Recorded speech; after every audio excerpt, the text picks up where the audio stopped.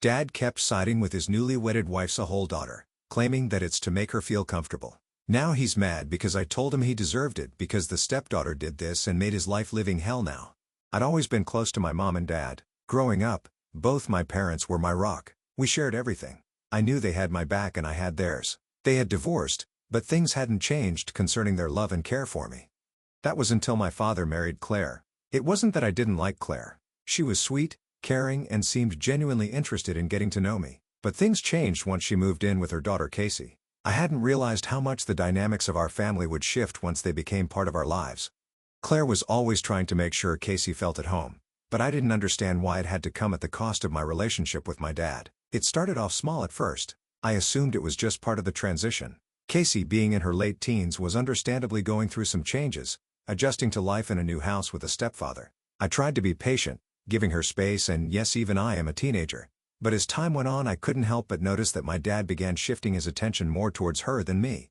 Subtle at first. Little things like him spending more time with Claire in the evenings, leaving me to eat dinner alone, or how he'd always ask me to tone it down if I was ever upset about anything. It was as though my dad was tiptoeing around me, always making sure Casey and Claire were comfortable while I was left to manage on my own. When I voiced my concerns, my dad would brush them off, telling me I needed to be more understanding. He'd say that I knew how hard it was for Casey and that she needed time to adjust, so we needed to make sure she felt comfortable. That was the problem. He never seemed to understand that it wasn't just about Casey feeling comfortable. It was about me feeling like I was being pushed aside. I wanted to scream, but instead I tried to keep it together. I had always been the one who took care of him, who was there for him in his moments of need, but now it felt like none of that mattered. What about me? What about the years I spent being there for him when he needed me? Had I suddenly become invisible? Things got worse when Casey started coming up with excuses for everything. She would complain about the house, about my dad's cooking, and even about the way the furniture was arranged. My dad would jump up to change things, making sure she was comfortable while I just sat there feeling like a guest in my own home. It wasn't even about the small annoyances anymore. It was about the glaring fact that my dad was always looking the other way just to make sure Casey didn't feel uncomfortable. I tried to keep the peace, I really did. I told myself it was just a phase and that once Casey got used to being around us, things would return to normal. But it only got worse. One evening, after Casey complained about something ridiculous like how she didn't like the soap in the bathroom, my dad said it was time to have a family meeting. He wanted to discuss how we could all get along better. I was tired of pretending that everything was fine when it clearly wasn't. I agreed to the meeting, though I had a bad feeling about it. When we sat down, my dad started off by saying that Casey had been feeling a bit uncomfortable lately and that he thought we all needed to make some changes to help her feel more welcome here. He pointed out that I've been spending a lot of time with my friends and he thought it was important for us to focus on family time. I blinked, trying to process what he had just said. Was he really suggesting that I spend less time with my friends, people who had always been there for me, to make Casey feel better? I was furious, but I kept my voice steady and I told him that this was my home too.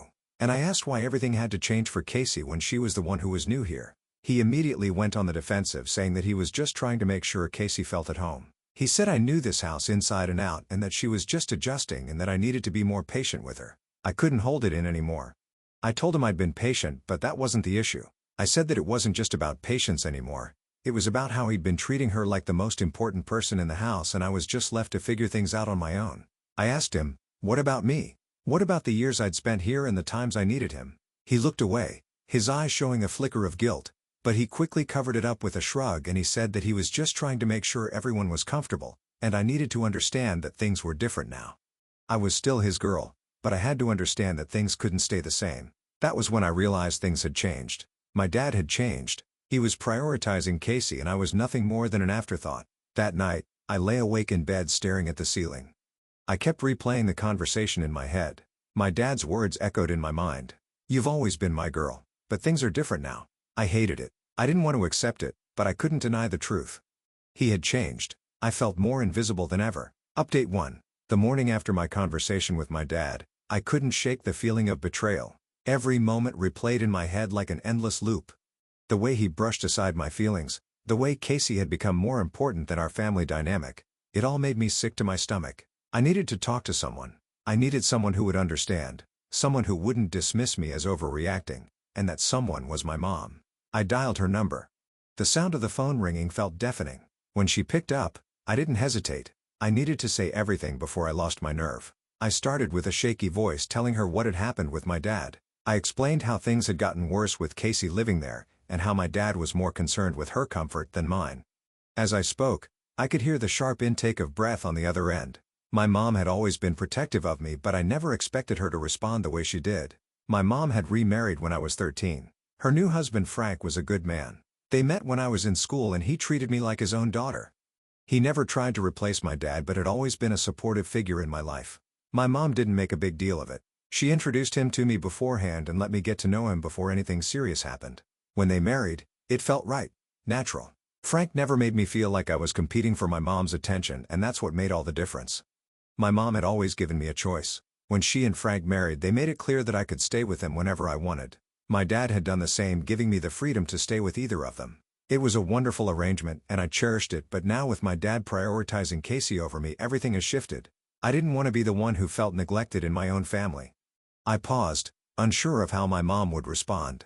She listened carefully and then in her calm and steady voice, she told me she was going to send my brother to pick me up. She said he would be there in a couple of hours and I should pack my things because I was coming home. The relief I felt at that moment was overwhelming. Just knowing that someone, anyone was on my side made all the difference. I wasn't alone in this. My mom had always been my biggest supporter and now she was proving it once again. I had our half-brother Luke, who was 5 years older than me. Him and I got along well. He was never the overbearing type and I had always appreciated the space he gave me. He had a different father and I had my dad, but despite the differences we were close. When my mom remarried, Luke didn't make it awkward. He welcomed me into their family with open arms and Frank had done the same. There was never any tension between us and I always admired Luke's maturity and the way he handled things. He was a solid guy, dependable and honest.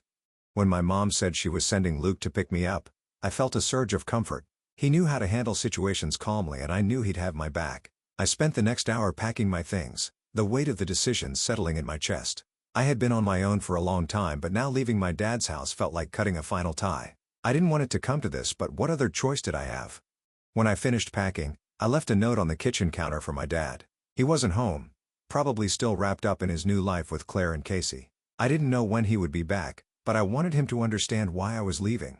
I wasn't angry. I was heartbroken. I wasn't angry at Casey either. She was just trying to adjust to a new life, but my dad had let everything slip through his fingers. The note was simple. It read, "Dad, I need some space. I'm going to stay with Mom for a while. I can't be here anymore. I hope you understand." I wasn't expecting him to understand right away, but I needed him to know that I wasn't doing this out of spite. I was doing it because I needed to take care of myself. When Luke arrived to pick me up, I could feel the tension lifting. I grabbed my bag and followed him to the car, ready to leave the chaos behind. We didn't need to say much. I could tell by the look in his eyes that he understood. He'd always been the strong, silent type and I appreciated that about him. As we drove to my mom's house, I thought back to when she remarried. It hadn't been easy for me at first. I was young and it was strange to have a new man in the house. But my mom had made sure that Luke and I were involved every step of the way. She hadn't pushed Frank on me and she hadn't tried to replace my dad. She gave me the space we needed and in turn Frank and Luke respected us. There was no tension, no drama. It wasn't like that with my dad. He hadn't asked me how I felt about Casey or her moving in. He didn't even consider how I might be affected by the sudden change, and that more than anything was what hurt the most. When we arrived at my mom's, I felt a sense of relief wash over me. It wasn't just about getting away from the house. It was about feeling like I was with people who understood me. People who weren't going to prioritize someone else over me. As I unpacked my things and settled into the guest room, I thought about the note I'd left for my dad. I wondered how long it would take him to realize I was serious. Would he come to his senses and fight for our relationship? Or was this really the end? Update 2. A few days passed since I left my dad's house, and though I felt a weight lift off my shoulders, something about the whole situation still gnawed at me. It wasn't just a betrayal I felt from my dad. It was the way Casey had overstepped, the way he had chosen her comfort over mine, and the way he seemed entirely unbothered by the fact that I was suddenly out of his life. I hadn't heard much from him except for a text saying that he hoped I was settling in okay with my mom. That was it. No check-in, no genuine concern. He didn't even ask why I left. I knew he'd come to his own conclusions, probably thinking I was overreacting. Then just a few days later, my phone rang. It was my dad's number, and for a moment I hesitated before answering. The last time we'd spoken I had been firm in my decision and I wasn't sure if I was ready to deal with whatever he had to say, but I figured what could it hurt? I answered the phone, keeping my tone even, trying not to let the frustration spill out.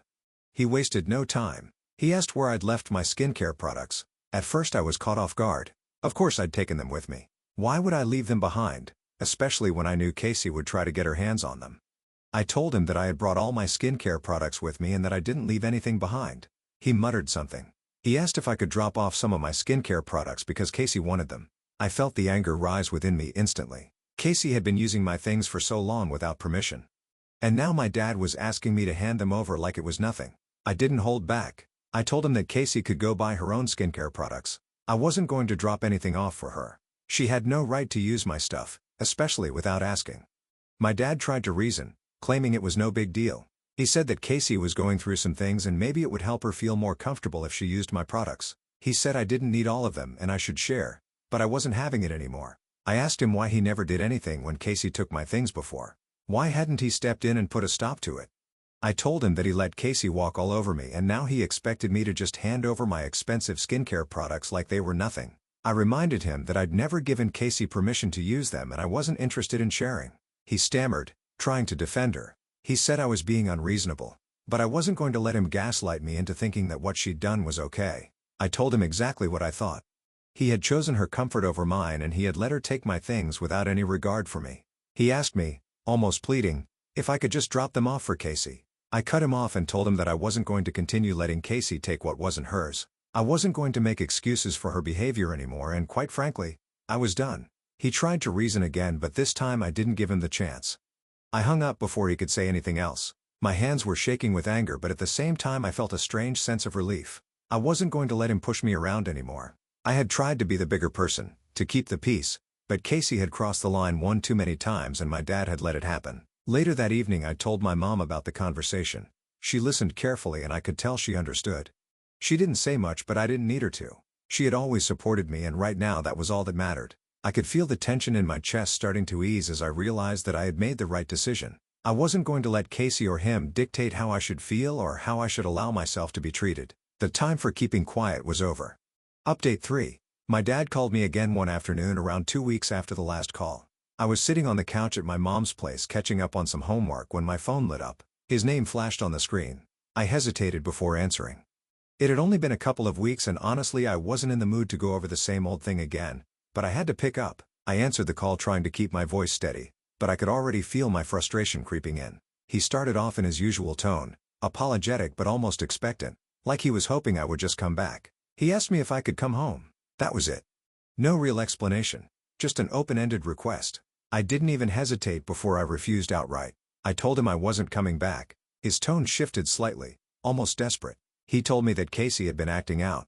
Apparently, she had started shoplifting, specifically stealing skincare products, and she had been caught twice in the last 2 weeks. He said she was acting out and needed me back to help bring some order back into the house. I didn't hold back. I laughed, really laughed. I couldn't believe he was trying to drag me back into that mess just because Casey had been caught stealing. I told him he deserved it. He had coddled her so much, let her get away with everything. He pampered her, constantly excusing her bad behavior and now he was dealing with the fallout. I told him I wanted nothing to do with Casey anymore. She was toxic. She had been a bad influence on me when I was still there and I wasn't about to let him manipulate me back into that situation. He didn't like that at all. His voice rose and I could hear the anger building. He told me I had no right to judge Casey like that. He claimed she was just going through a phase and that she'd be fine if I came back and helped calm things down, but I wasn't buying it. I told him that Casey being Casey wasn't a phase. She was an entitled brat and it was his fault for indulging all of her antics. He had made her this way by treating her like some kind of princess and excusing every bad thing she did. Now it was coming back to bite him and he didn't know how to handle it. I heard him growl in frustration, probably thinking that I was being harsh, but I didn't care. I was done trying to reason with him. I told him point blank that he only wanted me back because I was the one who had to clean up after her mess, to put up with her stealing my things and to keep the peace between him and his precious stepdaughter. His voice was trembling when he yelled at me. He told me I was being unreasonable and that I was making everything worse, but I just laughed. I told him that I wasn't the problem. He had been a pushover letting Casey run all over him. He had turned her into a monster and now he was paying the price. I reminded him that I hadn't stolen from anyone or caused trouble but because of his indulgence Casey had become a major problem.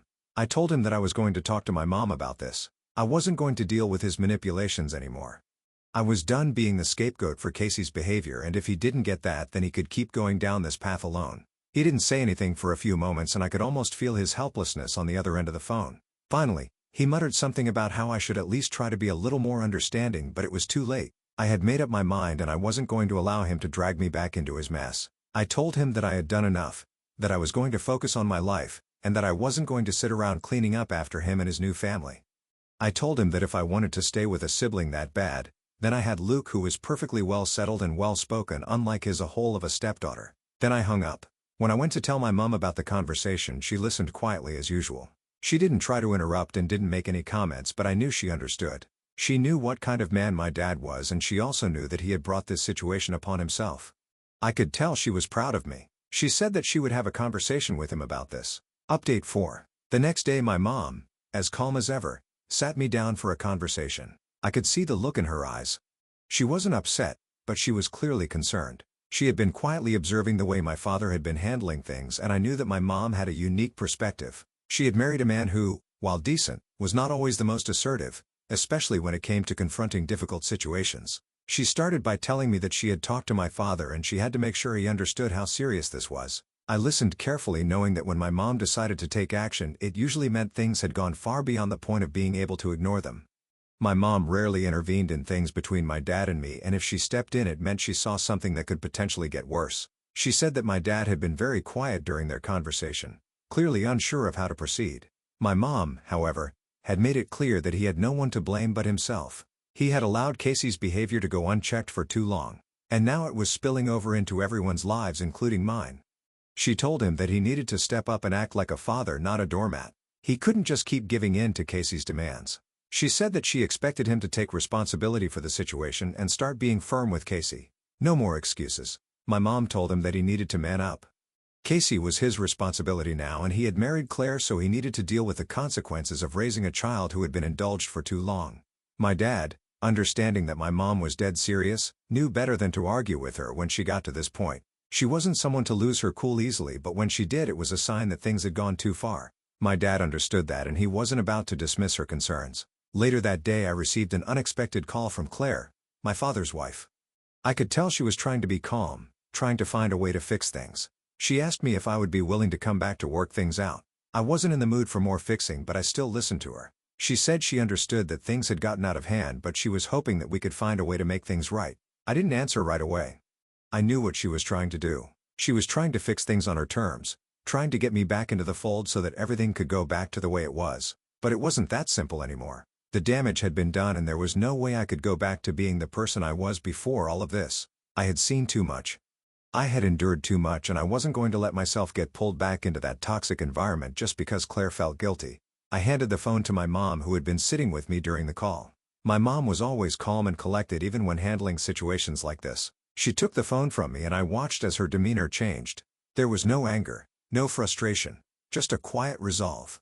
She had been through this before. She started by saying hello to Claire in a tone that was calm but firm. My mom told Claire that she understood her concerns about me, but I was staying with her. I wasn't going back until she and my dad could address the situation properly. She told Claire that we had been through this conversation with my father before, and we wouldn't tolerate this kind of behavior at all. She said that I wasn't a scapegoat and I wasn't going to be treated like one. My mom reminded Claire that I was a normal kid who deserved to hang out with friends and have fun just like anyone else. I wasn't there to be a punching bag for their in-the-making family. My mom wasn't pulling any punches. She made it clear that unless things changed with Casey's behavior, I wouldn't be going back. She told Claire that she needed to take responsibility for the way things were, and that the situation with Casey needed to be dealt with before I could even think about returning to that house. There was a long silence on the other end of the line, and I could hear Claire struggling to come up with a response. She wasn't used to hearing this from someone else, especially not from my mom, who was known for being calm but extremely firm when it mattered. Claire tried to respond, but my mom stopped her and said that she had said everything she needed to say. She wasn't going to entertain any more arguments. If Claire wanted me back in their house, it was on her to fix the situation with Casey and my father. My mom made it clear that I wasn't going back until both of them took responsibility and started rectifying things. My mom hung up after that. I could see the quiet satisfaction in her eyes. She wasn't angry, she wasn't upset. She was just resolute. She had done what needed to be done, and now it was in Claire's and my father's hands. Done, my mom said, a small smile forming on her lips. Now it's time for them to figure this out. You're not going back into that house until things change. I nodded in agreement. My mom had always had my back, but I hadn't realized just how much until this moment. She wasn't afraid to stand up for me, and she wasn't afraid to say what needed to be said. Update 5. A month later my father called again. This time his tone was different. There was a hint of genuine regret in his voice and I could tell he was trying to make amends. He started by apologizing for being so thick-headed, admitting that he had been caught up in his own guilt and had failed to see how much damage he was doing. He said he would put in more effort, that he was willing to spend more time with me just like we used to before all of this chaos. I was glad to hear it, but I wasn't about to jump back into things too quickly. I needed him to show me that he could really change, that he wasn't just saying the right things to get me to come back. I told him that I was willing to accept his apology, but I made it clear that if he started acting stupid again as he had before, then I would cut him off without a second thought. I wasn't going to let him drag me back into that toxic situation. There was a long pause on the other end of the line, but then he told me he understood. He promised that he would try his best to make it up to me, that he would be there for me, and that he wouldn't let Casey's behavior get in the way of our relationship anymore. I didn't feel fully reassured yet, but I appreciated the effort. I knew that my father wasn't perfect, but if he was willing to change, then maybe we could start rebuilding our relationship. I told him I'd be open to seeing how things went, but I wasn't going to let my guard down too soon. He agreed. I didn't want to lose him. He had been a good father to me before he remarried, and I couldn't just forget that because of the recent events. I was hopeful. Stay tuned for more stories from our girl relationships.